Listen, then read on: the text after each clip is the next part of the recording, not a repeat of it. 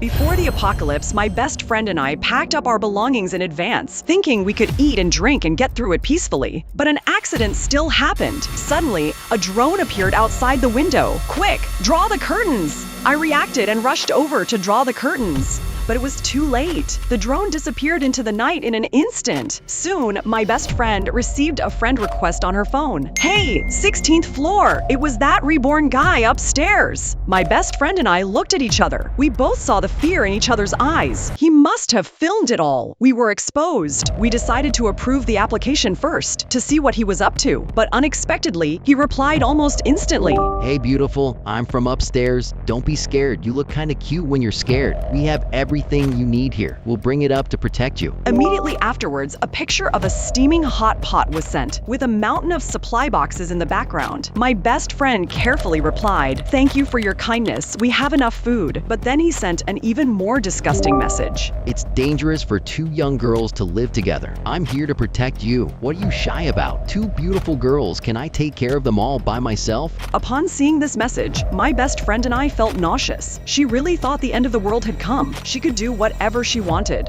We instantly realized that if we continued to be passive, we would be finished sooner or later. If her drone kept spying on us, hiding was useless. So we immediately took action, rummaged through the storage room, and found more than a dozen rolls of privacy film, which looked completely black from the outside, but we could see clearly from the inside. We spent 3 hours covering all the windows tightly. Now, her drone could no longer see anything. But that wasn't enough. We took out our toolbox and installed 2 extra thick inner lock bolts behind the door. After doing all this, we finally breathed a sigh of relief. In the following days, although the 16th floor didn't send any more drones, they started venting about what they ate that day, how it was cold, and how to keep warm. We only replied with emojis, too lazy to say a single word, thinking that this cold treatment would make her give up. Unexpectedly, a few days later, the weather suddenly turned cold, and I found that I was so busy stocking up on food that I hadn't even brought a warm coat. My best friend saw me shivering and pulled me directly into her walk-in closet. "It's no big deal. What's mine is yours. Take whatever you want." Looking at the walk-in closet filled with brand new clothes, I was stunned. It's like bringing the whole shopping mall back to New York. The brands and styles are so complete. The moment I put on my new clothes, I looked at myself in the mirror, no longer looking disheveled, and suddenly had a strange feeling, as if the apocalypse had never happened. But I knew this was just the calm before the storm. We were snuggled on the sofa in our new clothes, watching TV and eating snacks, when suddenly, a slight and eerie metallic scraping sound came from the direction of the front door.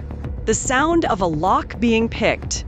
My best friend and I instantly jumped up from the sofa. Our palms were covered in cold sweat. Luckily, we had installed a bolt a few days ago. The door would have been opened. I don't know how much time passed. The sound of picking the lock stopped. Only the reborn man upstairs, and we were in this building. What did he want to do? My best friend's voice was trembling with tears. The long-term fear and passivity would drive us crazy sooner or later. I held my best friend's cold hand. "Tell her, hiding is useless. We must find a way to solve this once and for all." The next morning, another message came from the 16th floor. He sent a picture of our front door, and on the doorknob there was a black plastic bag hanging there. "I left a bag of sanitary napkins at your door. Girls come every month. I helped you today. When I have an idea someday, you can help me out too." I felt disgusted looking at this message, but a plan suddenly came to mind. I sent several thank you, brother emojis, and then tentatively asked, "I really want to know what you've stockpiled. Can we go up and take a look?" He took the bait. "Of course, but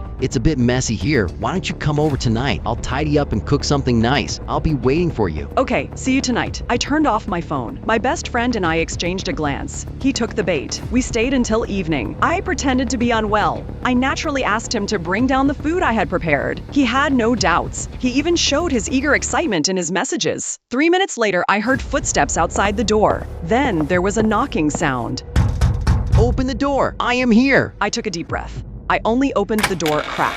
But before I could finish speaking, a hand suddenly reached in from outside and blocked the door. Now, I used all my strength and slammed it hard on his arm. Taking advantage of his pain, I yanked the door open, pulling half of his body inside. My best friend immediately rushed out, raising her baseball bat. In just a few blows, he curled up on the ground, begging for mercy. We took out the rope and tape we had prepared beforehand and quickly tied him up securely, sealing his mouth tightly.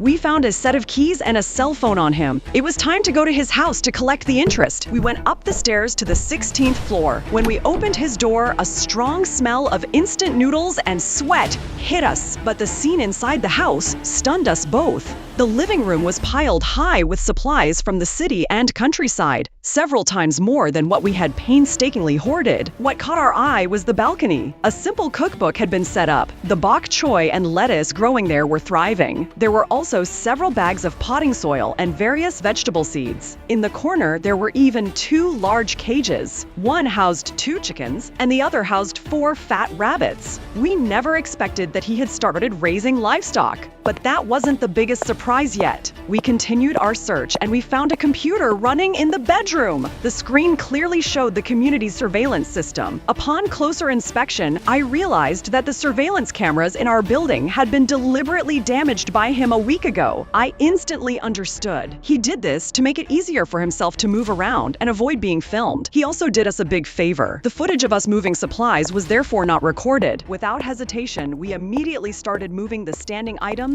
recipes, chicken coops, rabbit cages, potting soil, seeds, and most importantly, the computer host. All the useful things. We moved them all away. We ran back and forth 7 or 8 times, panting heavily, but feeling indescribably happy because we'd have fresh vegetables and eggs to eat from now on. After moving everything, we carefully erased all traces of our visit and locked his door again and returned home. Looking at the standing items in the living room, my best friend and I excitedly high-fived in celebration. As for that reborn man we tied up in the storage room,